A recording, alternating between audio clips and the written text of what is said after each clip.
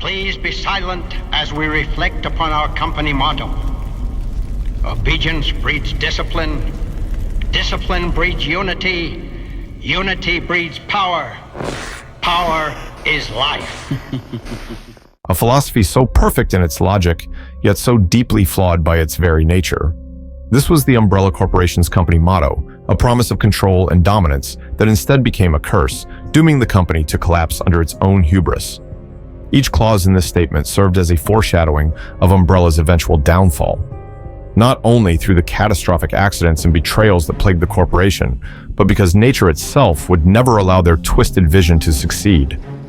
Theirs was a story of unchecked ambition, human greed, and the ultimate price of defying natural order. To understand what and why it happened, there's actually countless hints throughout Umbrella's history.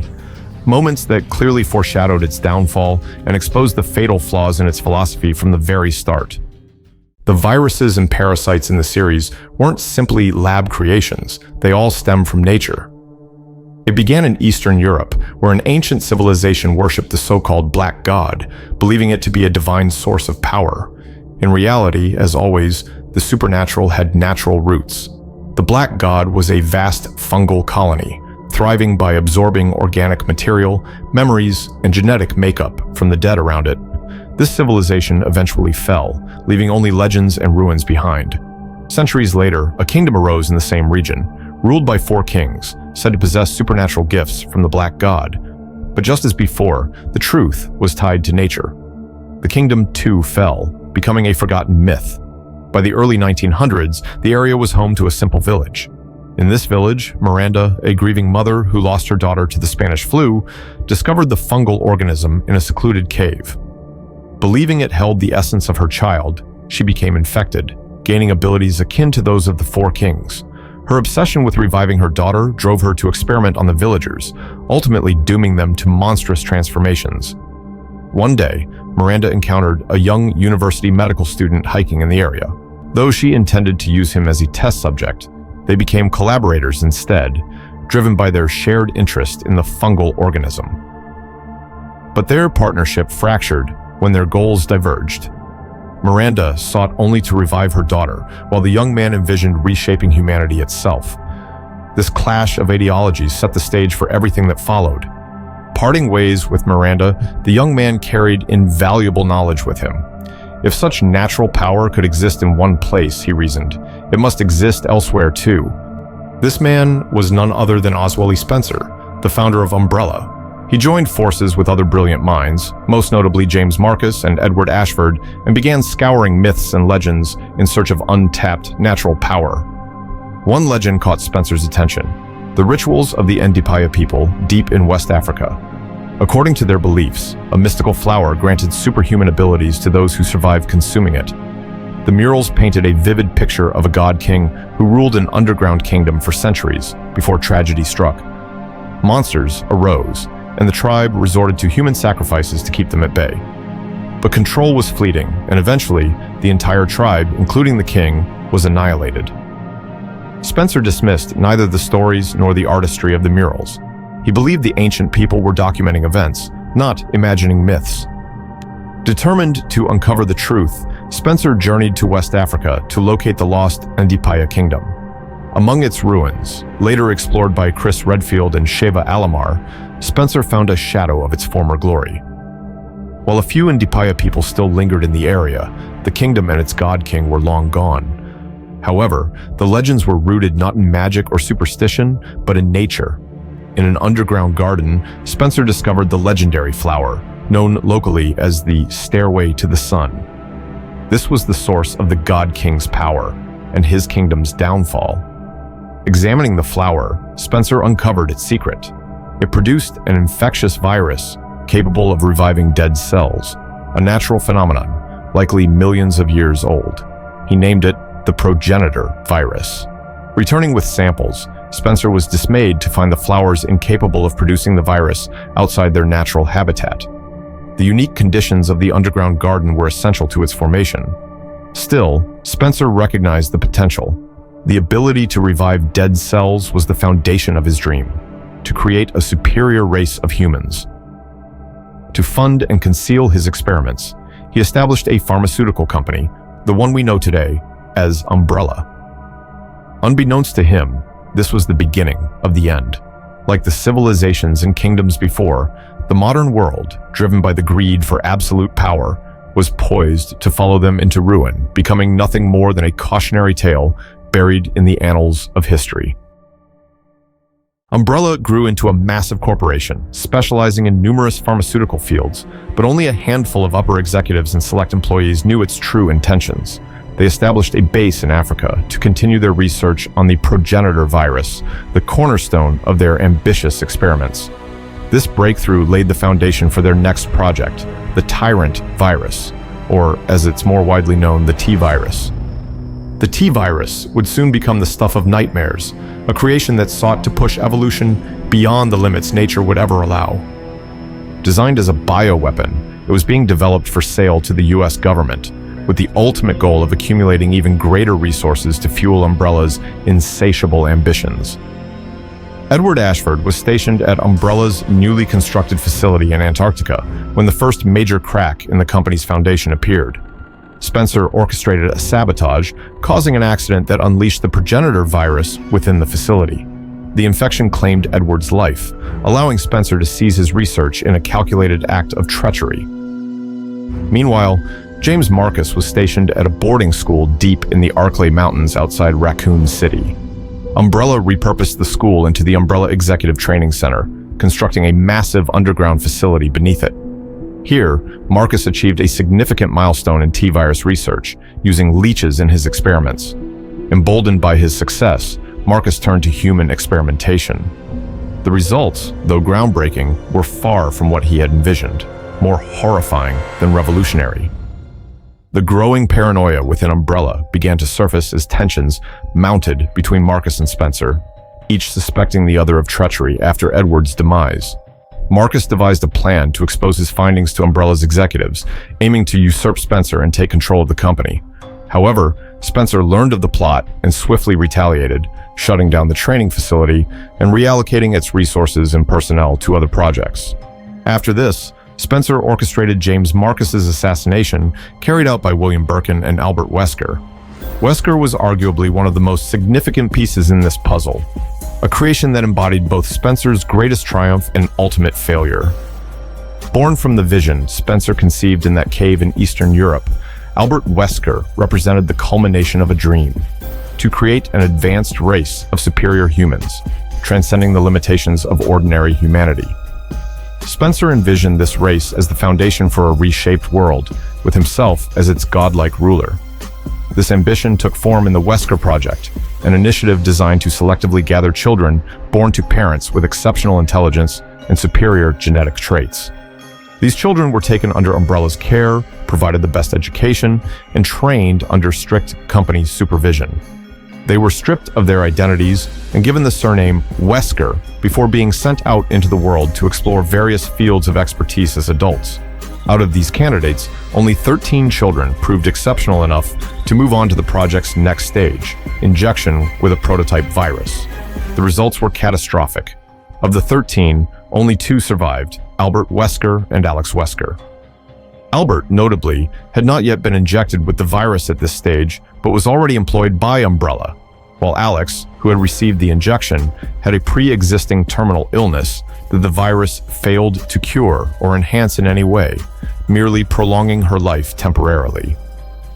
What Spencer was attempting to achieve here, though grand in ambition, was riddled with contradiction. His goal was nothing less than artificial natural selection, a concept inherently flawed. History has shown time and again that artificial constructs, if left unchecked, are inevitably corrected by the natural mechanisms of life. Spencer's dream to defy nature and control its outcomes was doomed to fail from the start. This marked a turning point for Wesker as his influence within Umbrella grew. With his superior intelligence and rigorous training, he eventually became the leader of the Special Tactics and Rescue Service, STARS, a specialized branch of the Raccoon City Police Department. Much like Umbrella served as a cover for its immoral experiments, STARS, under Wesker's leadership, became a tool to ensure Umbrella's activities remained concealed from law enforcement, a calculated act of deception. However, what Umbrella feared most came to pass: the contamination of the outside world. The Arklay Mountains, located just outside Raccoon City, were a dense, forested region notorious for mysterious disappearances and eerie incidents. Public reports of strange, cannibalistic murders began surfacing, describing victims who had passed through or lived near the forest. As the frequency of these reports spiraled out of control, STARS was dispatched under Wesker's command to investigate. The situation escalated when Bravo Team's helicopter crash-landed in the forest under mysterious circumstances. Alpha Team was then sent in to locate them and uncover the source of these bizarre occurrences. When Alpha Team discovered the wreckage of Bravo Team's helicopter, there were no signs of life. They were suddenly attacked by a pack of infected dogs, feral creatures whose terrifying aggression accounted for many of the murders in the reports. Forced to flee, the team sought refuge in an isolated mansion situated deep within the forest. Little did they know the horrors of Umbrella's actions awaited them within. As they ventured deeper into the mansion, STARS encountered horrors beyond imagination. Corpses, once lifeless, were now walking, soulless yet animate. This was it, the work of the T-virus. The virus that Umbrella had gone to such great lengths to create, chasing the dream of immortality. Technically, the company succeeded. The T-virus had the ability to revive dead cells, allowing it to reanimate corpses, not just once, but even a second time, demonstrating its incredible potential to keep its host alive. However, as is often the case, nature had the final say. This revival came at a devastating cost: complete loss of cognitive consciousness and control. The creatures roaming the halls of the mansion were nothing more than mindless husks, driven by primal instincts. These horrors were not limited to humans. Animals subjected to Umbrella's experiments had undergone grotesque genetic modifications, turning them into feral monstrosities. Even plants were not spared, mutating into unnatural forms capable of attacking anything that came near. This was no ordinary mansion.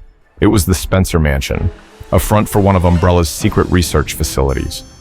Beneath it lay a massive underground laboratory, concealed from prying eyes. The mansion above served as little more than a decoy to deter spies and outsiders. The outbreak that ravaged the mansion wasn't an accident, it was an act of revenge. After James Marcus was assassinated, the leeches he had been experimenting on absorbed his DNA and memories, resurrecting him in the form of the Queen Leech. While this new being carried Marcus's knowledge, it was driven by its own motives. Fueled by hatred, it deliberately unleashed the T-virus, infecting both the research facility where Marcus was originally stationed and the Spencer Mansion. Among the infected was Umbrella's most advanced creation at the time, the Tyrant. This bioweapon, the closest thing Umbrella had to a finished product, had a special organ made just for it, which released an airborne pathogen during surgery, spreading the virus throughout the facility. By the time the Tyrant was subdued and returned to containment, the damage had already been done. The virus had begun to spread throughout the facility, slowly infecting everyone within. This incident was a catastrophic blow to Umbrella, proving that the power they sought could not be controlled. But the corporation's woes didn't end there. Wesker had his own plans. No longer content to be just another Umbrella employee, Wesker sought greater power for himself. After years of being indoctrinated by Spencer's vision of a superior human race, Wesker began to covet that power, exclusively. The Spencer Mansion incident was a key part of Wesker's plan. He had sabotaged Bravo Team's helicopter, ensuring their crash in the forest. When Alpha Team was dispatched, Wesker intentionally led them to the mansion. His true goal was twofold: to steal Umbrella's research data from the facility and to use STARS as unwitting guinea pigs to test how they would fare against the weapons Umbrella had created. Poetically, the mansion itself served as the perfect metaphor for Umbrella as a company. On the surface, it appeared warm and welcoming, much like Umbrella's public image as a benevolent corporation offering aid to the sick and needy. Yet, the architecture of the mansion was bizarre and malevolent, intentionally designed with traps around every corner to repel outsiders and hide its dark secrets, symbolizing the deceitful and disingenuous practices that defined the core of Umbrella's operations. Finally, the underground facility and its laboratories represented the morbid intentions of Umbrella, an organization willing to go to unimaginable depths in pursuit of artificial, controllable power, a power that was always destined to fail. Here, the duality of the situation became evident. For the STARS team, this was a terrifying ordeal, a desperate fight for survival against horrors they could barely comprehend. For Wesker, however, it was nothing more than a calculated setback. The monsters were simply obstacles standing in the way of his real objective, stealing Umbrella's research data. When STARS uncovered his betrayal, Wesker injected himself with a modified prototype virus before unleashing the Tyrant from its containment to deal with his former comrades. Unfortunately for Wesker, the Tyrant had a mind of its own. While it represented the closest Umbrella had come to creating a controllable bioweapon, it still fell short of their ambitions. Engineered with an enlarged mammalian heart to sustain its massive body, the Tyrant epitomized Umbrella's Frankenstein-like attempts to force natural evolution on their terms. Upon its release, the Tyrant impaled Wesker without hesitation, showcasing Umbrella's continuing failure to create reliable, controllable life. Eventually, STARS managed to defeat the Tyrant, but Wesker's story didn't end there. The special prototype virus he had injected combined with the T-virus present in the Tyrant, granting Wesker a new life. His journey to becoming the god he envisioned himself to be had begun. Everyone who endured the nightmare of the Spencer Mansion believed the worst was behind them, but the true horror was just beginning. Beneath Raccoon City lay Nest, a massive underground research facility similar to the labs hidden in the Arklay Mountains. Among its many sections was a giant incineration plant where failed T-virus experiments were regularly dumped without adequate precautions. Over time, these discarded experiments mutated, infecting facility staff who unknowingly carried the virus to the city above. This carelessness set the stage for a catastrophe, but the events of September 22, 1999 would ultimately seal Raccoon City's fate. Albert Wesker's former research partner, William Birkin, followed in Wesker's footsteps by planning to betray Umbrella. He intended to sell his groundbreaking work on the more powerful G-virus to the US government. When Umbrella discovered his plan, they reacted in typical fashion, eliminating loose ends without learning from past mistakes. Fearing another disaster like the one in the Arklay Mountains, they ordered their secret service, the USS, to recover Birkin and his research alive. However, Birkin refused to surrender his life's work. In the ensuing conflict, he was mortally wounded by the USS. Before succumbing to his injuries, Birkin injected himself with the incomplete G-virus, mutating into a monstrous form driven by revenge. Much like James Marcus before him, Birkin became a being with immense power, but a mind consumed by vengeance. He tracked down the USS operatives who had killed him, attacking them in Raccoon City's sewer system. During the chaos, the G-virus and T-virus samples the USS had retrieved were spilled, contaminating the sewers. Rats feeding on the waste became infected and carried the virus into the city's water supply. By the time anyone realized what had happened, the infection had spread uncontrollably. Overnight, Raccoon City's population began succumbing to the virus as Umbrella scrambled to contain the disaster. In a desperate attempt to manage the chaos, Umbrella deployed multiple teams, including the Umbrella Biohazard Countermeasure Service, the UBCS, and additional USS operatives to clean up their mess. However, the UBCS had a secondary mission beyond containment, to act as a public relations tool, appearing as the saving grace during the outbreak to uphold Umbrella's image as a benevolent corporation. This two-faced intention only exacerbated the situation. While some UBCS members genuinely fought to save survivors and restore order, others, like Nikolai Zinoviev, exploited the chaos for personal gain. Nikolai betrayed his own platoon, sabotaging their efforts to sell Umbrella's data to rival companies, a betrayal that stemmed from the fractured trust within Umbrella's ranks. Meanwhile, Ada Wong, another spy, sought to steal samples for her mysterious employers. Ada had already worked as a spy during the Arklay facility outbreak, escaping before the virus spiraled out of control, a clear sign of how early on Umbrella's power had begun to leak and be stolen.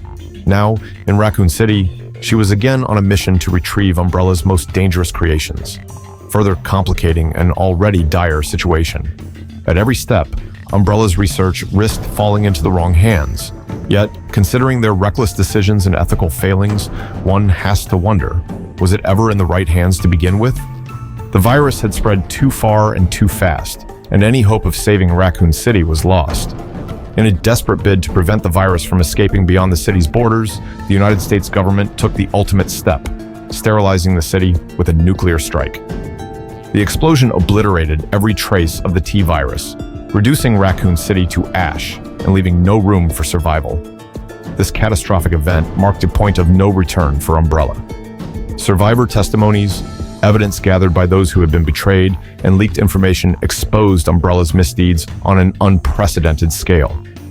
Unable to contain the fallout, Umbrella faced mounting legal battles that it could no longer defend against in the courts. As the truth came to light, the U.S. government froze Umbrella's assets and ordered the company to cease all operations.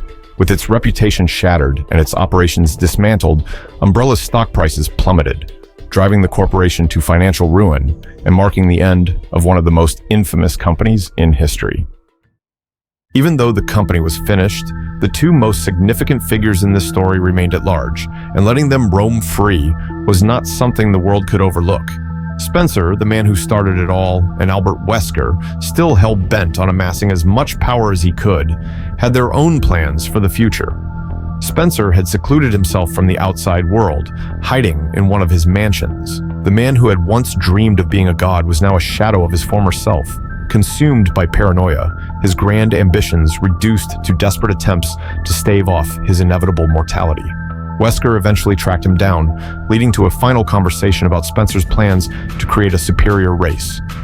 In this moment, Spencer said something that shattered Wesker's self-perception. Are you saying I was manufactured?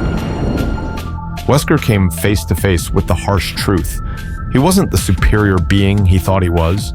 He was nothing more than another product of someone else's grand design. The realization pierced through his ego as he understood that he had been created, controlled, and manipulated by the very system he thought he had mastered. Seeing how weak and frail Spencer had become, Wesker judged him unworthy of godhood and ended his life. Wesker believed he alone was capable of fulfilling that role. After all, he was superhuman, armed with superior genes that had allowed him to surpass ordinary humans. Yet even as a superhuman, he carried flaws that would ultimately lead to his downfall. The first flaw was his dependency on a serum to maintain his superhuman abilities. A dose too low or too high could severely harm his body, degrading the very traits that made him powerful. But the second and most devastating flaw was his unchecked ego. This arrogance ultimately cost him his life. Wesker's grand plan to create a superior race using the Ouroboros virus fell apart when Chris and Shiva ultimately stopped him. In the aftermath of Spencer's death, Wesker solidified his role as a rogue agent with ambitions far surpassing those of his mentor. He envisioned a world reshaped not by Umbrella's bureaucracy, but by his own hand. Taking what remained of Umbrella's research, Wesker began manipulating organizations like Tricell to fund his experiments and further his vision. His ultimate plan revolved around the Ouroboros virus, a deadly strain that would act as a filter, eliminating all but the genetically fit. Wesker's belief in his own superiority blinded him to the inevitable, his descent into primal desperation and power-mad ambition. In the end, his hubris became his undoing, proving that neither Spencer's ideology nor Wesker's distorted vision could overcome the natural order. Throughout this story, we witness Umbrella entangled in a relentless struggle between two opposing forces, human greed for power and the untamed, uncontrollable might of nature.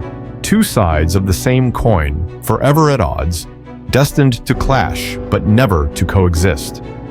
It wasn't merely a flower that led to the deaths of hundreds of thousands of people.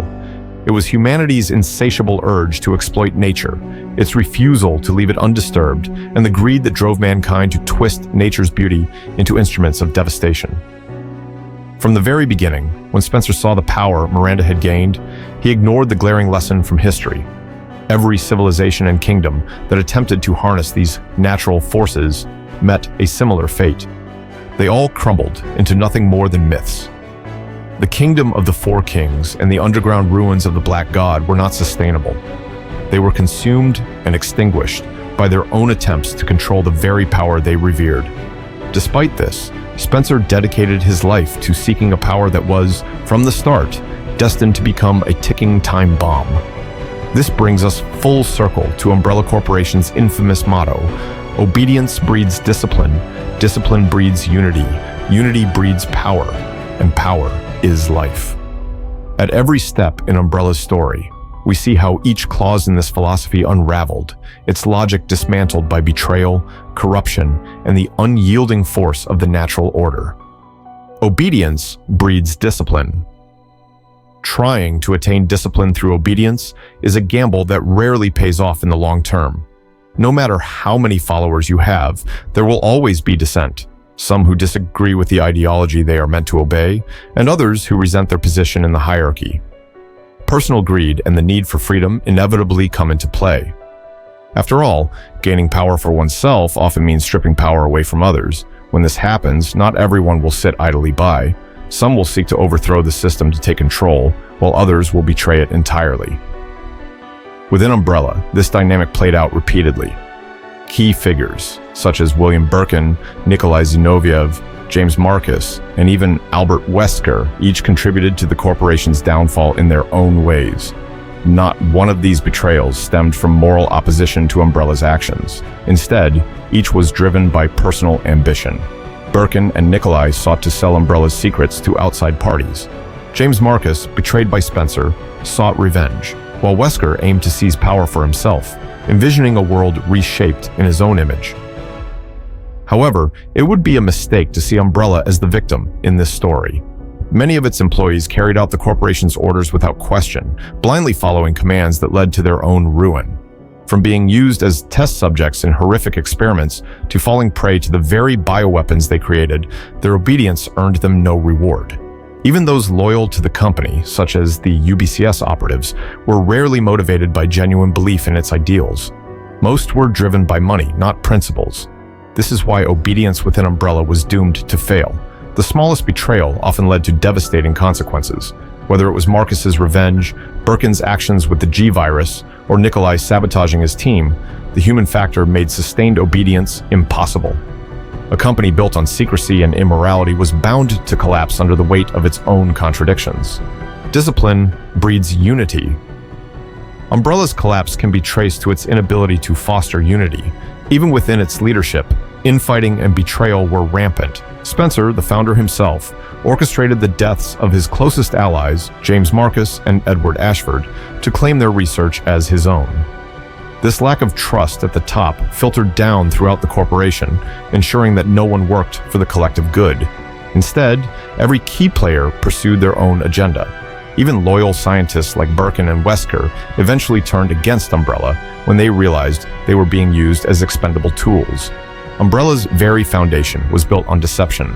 To the public and lower-level employees, it was a benevolent pharmaceutical company dedicated to medical advancements.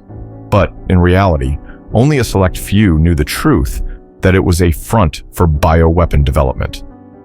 This fundamental dishonesty eroded any chance of true unity within the organization. Discipline, while present in some individuals like Wesker, was ultimately self-serving. Wesker, for example, obeyed no one but himself. He pursued his own goals under the guise of serving Umbrella, betraying the corporation when it no longer suited him. From the beginning, researchers like Marcus, Birkin, and Ashford worked in isolation, competing rather than collaborating. Their discipline was driven by ambition, not by a sense of unity or shared purpose. Nikolai Zinoviev's actions reflect the dangers of loyalty tied solely to money. The UBCS operatives weren't completely aligned with Umbrella's mission, but were motivated by financial gain, making their allegiance shallow and transactional. Nikolai, driven by profit, betrayed both his teammates and the corporation for a better offer. Money, as a motivator, is always subject to the highest bidder, making it impossible to maintain unity or commitment within such a structure. Without a shared purpose or genuine loyalty, the UBCS operatives had no reason to uphold Umbrella's interests, further fracturing an already unstable organization. William Birkin's story shows the unpredictable nature of free will and the risks it brings. Unlike Umbrella's bioweapons, Birkin's humanity allowed him to think independently, make choices, and act on his own ambitions. This unpredictability became a liability for Umbrella, as Birkin's personal desires ultimately took precedence over the corporation's control. His sense of betrayal led to his transformation into a monstrous form, and in his pursuit of revenge, he he caused the contamination of Raccoon City. Free will, while a powerful force, cannot be controlled, and Umbrella's downfall was inevitable when those within it began to rebel against its grip. Unity breeds power, and power is life. This final clause encapsulates Umbrella's ultimate downfall, the company's relentless pursuit of power. Creating life through artificial evolution was founded on hubris and a fundamental misunderstanding of nature. Umbrella ignored the lessons of history, failing to see that the civilizations and kingdoms that wielded similar power before them had all been destroyed by the very forces they sought to control. The Black God, the progenitor virus, and the T-virus were natural phenomena that Umbrella arrogantly believed it could harness. When working on complex and large systems, all it takes is a minor oversight, a seemingly insignificant misstep, to set off a chain of events that cascades through the system, altering every possible outcome of the future. Umbrella's experiments, conducted recklessly and without regard for their consequences, were bound to fail. Evolution is a slow, delicate process that unfolds over millennia, balancing countless variables to ensure sustainability. By attempting to artificially dictate evolution, Umbrella introduced instability into every aspect of its creations. The T-virus was a prime example. While it could revive and sustain life, it rendered its hosts mindless and uncontrollable. Even Umbrella's most successful bioweapons, such as the Tyrants, were flawed. Their bodies required external limiters to prevent mutations from spiraling out of control, proving that Umbrella's vision of controllable power was an illusion. The T-virus, in its very essence, was a product of artificial interference, untethered from the natural constraints that evolution imposes. Unlike naturally occurring organisms, the virus lacked the natural caps that would prevent mutations from spiraling out of control. Evolution within nature relies on balance, ensuring that changes serve a purpose and remain sustainable over time. The T-virus, however, was designed to circumvent these processes, making its mutations unstable, unpredictable, and without limit. As Edward A. Murphy Jr. famously observed, "What can go wrong will go wrong." It was only a matter of time before this instability allowed the virus to mutate into forms capable of escaping any attempt at containment. Each new mutation was the virus's way of ensuring its survival, growing, adapting, and thriving in environments it was never meant to exist in. The result was an escalating series of biological catastrophes, with each iteration of the virus producing ever more grotesque and destructive outcomes. Umbrella's arrogance in believing they could control such a volatile force was ultimately their undoing. The human factor was the weakest link in Umbrella's chain. Greed, revenge, and ambition overshadowed any semblance of unity. Wesker, arguably Umbrella's greatest creation, epitomized this failure. While genetically enhanced to near perfection, his arrogance and lust for power drove him to betray the very system that created him. His dependency on a serum to sustain his abilities and his ultimate descent into primal desperation highlighted the unsustainability of artificially created power. Even Wesker, the closest thing to the mythical Black God, could not escape his fate. His story mirrors that of the civilizations that fell before Umbrella, a tragic cycle of hubris, ambition, and self-destruction. History repeated itself once again, proving that power gained unnaturally will always crumble under the weight of its own contradictions. Wesker's trajectory wasn't just a personal downfall, it was a microcosm of the very philosophy that defined and destroyed Umbrella. By betraying natural boundaries and relying on artificial means to achieve dominance, he embodied the corporation's fatal flaw, the belief that power could be manufactured and controlled without consequence. His reliance on serums and engineered abilities highlighted the unsustainable nature of his pursuit, a stark reminder that any power dependent on constant intervention is inherently unstable. More than that, Wesker's actions were a reminder of how ambition unchecked by ethics can unravel even the most calculated plans. Each betrayal, each discarded ally, and each desperate grab for control didn't just dismantle the structures around him, it dismantled the illusion of his own superiority. In trying to forge a new order with himself at the top, Wesker only repeated the mistakes of those he sought to surpass. True power lies not in achieving extraordinary abilities, but in the discipline to refuse them, even when within reach. Ironically, if Umbrella's motto is read backwards, it encapsulates very accurately the reality of their downfall and the unintended consequences of their actions. Life is power. Power breeds unity, unity breeds discipline, and discipline breeds obedience. Reveals the natural, uncontrollable cycle that ultimately unraveled the corporation.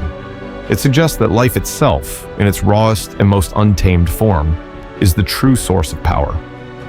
Umbrella's experiments with the progenitor virus and T-virus were born from this fundamental truth. Life is inherently powerful, capable of extraordinary growth, evolution, and adaptation. However, by seeking to harness and control this power, they inadvertently unleashed forces far beyond their comprehension. The power they sought did not bend to their will. Instead, it bred a twisted form of unity among their creations: zombies, bioorganic weapons, and mutated monstrosities, all interconnected by the same viral roots. This unnatural unity was not disciplined nor controlled.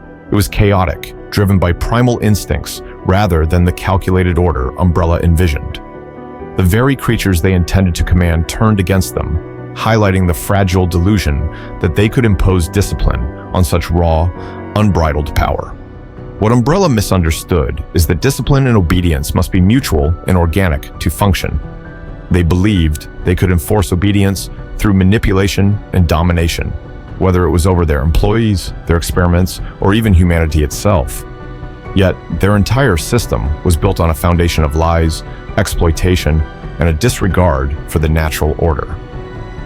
The progenitor virus was not just a tool, it was a force of nature, one that evolved unpredictably and resisted control. Life, in its purest form, refuses to be subdued by artificial discipline or unity. Umbrella's attempts to mold life into their vision of power were met with inevitable rebellion, both from within their corporate ranks and from the very organisms they created. In the end, life itself overpowered them, proving that true power cannot be manufactured or coerced. It must be understood and respected, not enslaved. Their dream of becoming gods was reduced to a cautionary tale of what happens when humanity's reach exceeds its grasp. While Umbrella's story serves as a cautionary tale rooted in fiction, its themes of unchecked ambition and the struggle to control forces beyond comprehension echo eerily in the real world. Humanity's own attempts to dominate and manipulate the natural world often lead to equally catastrophic consequences. Nature has no personal motive. It does not take revenge. It does not take advantage. It simply takes the course of correction. Every time humans disrupt this balance, nature inevitably reclaims it, not as punishment, but as an intrinsic mechanism for survival. Whether it's the regrowth of abandoned forests or the adaptation of ecosystems to new pressures, nature's corrections are relentless and impartial. Rising global temperatures, for example, are forcing species to adapt or perish, driving migrations and the formation of new ecosystems. These acts of adaptation, though indifferent to human suffering, underline nature's true power, its capacity to correct, adapt, and endure beyond the limits of human comprehension. Yet, the question lingers, can humanity ever engineer itself into becoming better? Artificial selection is far from a novel concept. Humanity has practiced it for centuries with crops and animals, creating hardier plants and breeding animals for desired traits. While these experiments often achieve short-term success, they can also lead to unforeseen consequences, fragile ecosystems, genetic bottlenecks, and dependencies on human intervention. However, applying artificial selection to humans operates on an entirely different scale. Unlike plants or livestock, humans are intricately complex, with biology intertwined with culture, ethics, and individuality. Any attempt to engineer human evolution carries unpredictable consequences, posing profound moral and societal challenges. History warns us that such attempts, often framed as progress, lead to dangerous oversights. As Francois Rabelais once wrote, "Science without conscience is the soul's perdition." The pursuit of perfection, whether through genetics, selective breeding, or technological enhancements, has often resulted in exclusion, suffering, and unintended consequences. Traits like intelligence, strength, or beauty, so often heralded as ideals, are subjective and context-dependent. What one society deems better, another may see as a flaw. Moreover, the very traits that define humanity, our creativity, resilience, and empathy, are often born from our imperfections. In striving for perfection, we risk losing the essence of what makes us human. Power tends to corrupt, and absolute power tends to corrupt absolutely. If one is ready to wield absolute power, they must also be ready to face the absolute consequences. Modern advancements like gene editing offer promises of curing diseases and extending lifespans, yet they force us to confront profound ethical dilemmas. If we can enhance human abilities, should we? And who decides what traits are worth enhancing? These questions aren't just scientific, but moral, touching on inequality, diversity, and the unpredictable ripple effects of tampering with human evolution. Perhaps the real challenge isn't in becoming biologically better, but in redefining what we value as a species. Is perfection even attainable, or is it an illusion that leads us down a path of self-destruction? Perhaps our strength lies not in conformity to an ideal, but in our diversity, imperfections, and ability to adapt. But, if given the chance, how true would we remain to ourselves in resisting the temptation to abuse such power? The hope lies in our ability to choose wisely, to grow with humility, and to create a future where strength is defined by compassion, not control.